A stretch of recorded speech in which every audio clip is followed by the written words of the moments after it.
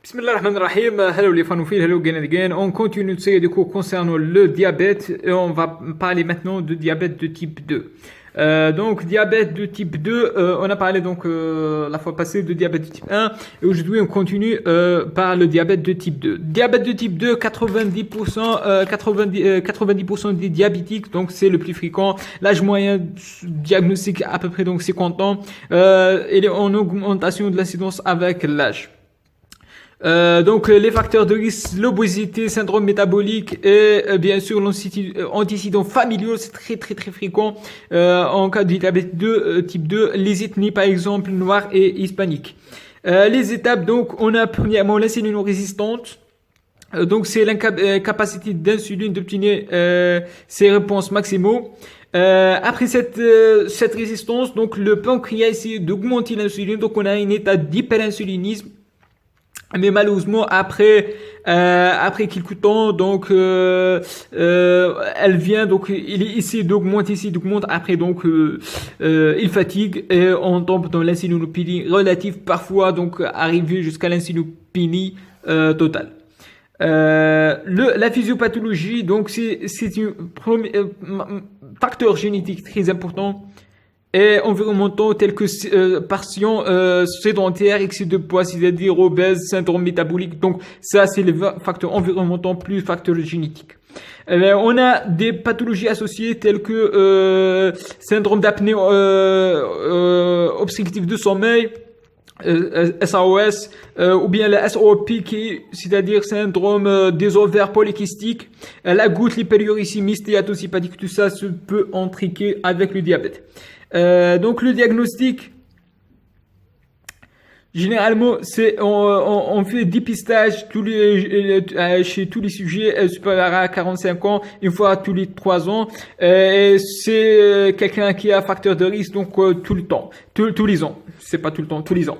C'est une clinique donc tardive, polydipsie, amaigrissement. Parfois on a les infections résidiformes telles que le prurites vaginaux et palanite chez l'homme. Donc prurite vulvaire, je pense. Vulvaire, oui, chez la femme et palanite chez l'homme. Confirmation biologique, glycémie supérieure à 1,26 deux fois ou bien supérieure à 2 avec les signes cliniques spécifiques de diabète. Le diagnostic différentiel, on a diabète de type 1 lente, c'est l'ADA, ou bien diabète génétique tel que le type MODU, MODU 2, MODU 3, ou bien diabète secondaire et une pathologie telle que la pancréatite hémochromatose, mycoviscideuse et iatrogène, ou bien un diabète iatrogène. Les objectifs, donc le traitement, on a un objectif de HbA1c, donc on a parlé de l'HbA1c, c'est un marqueur de surveillance de diabète en 3 mois. On a donc en cas général donc cible inférieure à 7. Donc ici on a un sujet jeune, motivé, donc on peut aller jusqu'à 6,5. Si on a des comorbidités, tarés, etc., on peut avoir jusqu'à 8. Si le malade, on peut arriver jusqu'à 9. Au-dessus de 9, on peut pas tolérer au-dessus de 9, donc généralement inférieur à 9. Parce que ça entre des complications et des trucs bizarres. Donc les règles donc pour le traitement, on commence toujours par les règles hygiéno-diététiques. Donc les règles hygiéno-diététiques, donc on préconise un régime hypocalorique si on a bien sûr un sujet obèse. Obèse qui est donc obèse, donc on peut faire un régime hypocalorique. Alimentation équilibrée, 50% glucides, 30% lipides, 20% de protéines, donc un régime équilibré.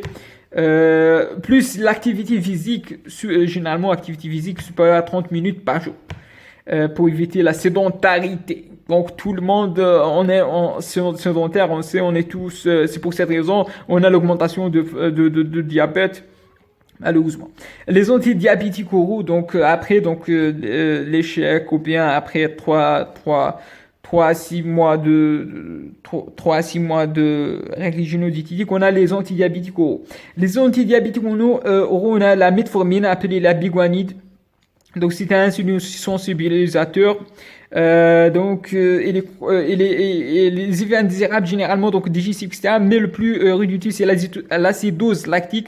Donc on contre-indique en cas d'hypoxie, en cas hypoxie tubulaire ou bien insuffisance rénale sévère inférieure à 30 ou bien insuffisance hépatique cardiaque ou respiratoire. Toutes ces insuffisances peuvent favoriser l'acidose lactique.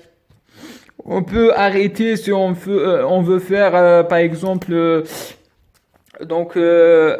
produit contraste iodé, donc on peut arrêter la metformine. Les sulfamides, on a la glycazide, c'est de courte durée d'action, et la glimépiride, longue durée d'action, qui peut causer des hypoglycémies, donc indésirables hypoglycémie. C'est un insulinosécréteur, donc il sécrète l'insuline. Les sulfamides et les glycinides sont des insulinosécréteurs. Donc les effets indésirables sont bien sûr contre-indiqués en cas d'insuffisance rénale sévère ou bien insuffisance hépatique algique. Donc le plus effet indésirable c'est prise de poids et l'hypoglycémie. Donc pas de prise de poids avec la metformine, hein, nota bene, j'ai oublié de dire.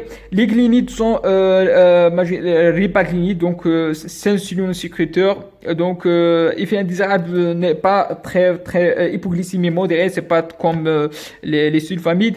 Effet indésirable, contre-indication, insuffisance hépatique. Donc les glynides, on peut l'utiliser même en cas d'insuffisance rénale sévère. Donc rappelez, les glynides, on peut l'utiliser en cas d'insuffisance rénale sévère. L'inhibiteur de alpha-glucosidase aussi, on peut l'utiliser en cas d'insuffisance rénale sévère. Donc ce sont les deux médicaments qu'on peut l'utiliser en cas d'insuffisance rénale sévère. Donc, inhibiteur alpha-glucosidase, c'est la carbose. Il inhibe l'absorption de trucs, l'absorption de disaccharides ou bien du glucose. Et les effets indésirables sont principalement digestifs, diarrhée, fluctuation. On peut utiliser contre-indiqué en cas d'insuffisance rénale inférieure à 20, maladie digestive chronique. Donc, il est même contre-indiqué. Donc, les glynides qui sont non contre-indiqués. Donc, mais jusqu'à donc 25 millilitres par millilitre. Donc, les inhibiteurs de DPP4, c'est la cétagliptine, seragliptine, donc sont des insulinosécréteurs incrétinomémitiques. Donc, inhibent la DPP qui dégrade la GLP-1. Donc ça, c'est les inhibiteurs, donc par voie orale utilisée, infection orale, allergie, donc contre-indiqué en cas d'insuffisance rénale terminale, insuffisance cardiaque, etc. Les analogues de GLP-1, les liraglutide, hexanitide, sont insulinosécréteurs incrétinomémitiques et ils sont aussi un rôle très important. Ils diminuent le poids. Donc diminuer le poids, c'est très important. Les effets indésirables, donc pancréatite digestif. Le dernier, c'est l'inhibiteur de CLG2, c'est l'hémagluflozine.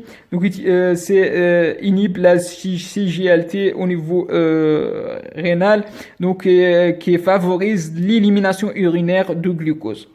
Avantage, j'ai inversé. Donc ça, c'est la CGLT1 qui sert à perdre de poids. Donc et non hypoglycémiant. Donc perte de poids, rappelez l'inhibiteur de CLG2, l'hémiclavulosine, c'est un nouveau traitement qui a l'avantage de perte de poids, donc magnifique, donc on l'utilise. Risque d'infection génitale, bien sûr, infection urinaire et l'acétocétose. Donc risque parce qu'il augmente l'élimination urinaire du glucose et qui favorise les infections urinaires. Donc, stratégie thérapeutique, on fait la régime diététique de 3 à 6 mois, première attention. Et après, on fait la dio, en immunothérapie, on préfère toujours la metformine en première attention. Parfois, on est obligé de faire P-thérapie si on n'a pas atteint le cible, trithérapie, et en dernière, on fait l'insulinothérapie. Donc, parfois, on laisse la metformine combinée à metformine.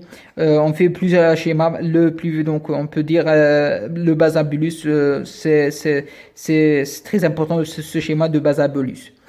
C'est une injection d'insuline basale plus des bolus rapides au moment des repas. On fait donc les bilans annuels, l'épidique et la microalbe, la cria, la fondeuil, ECG, écho, etc. pour chercher les complications de diabète. C'est notre sujet dans la prochaine fois, Inch'Allah. Donc, je vous remercie pour votre attention et à la prochaine, Inch'Allah. Salam.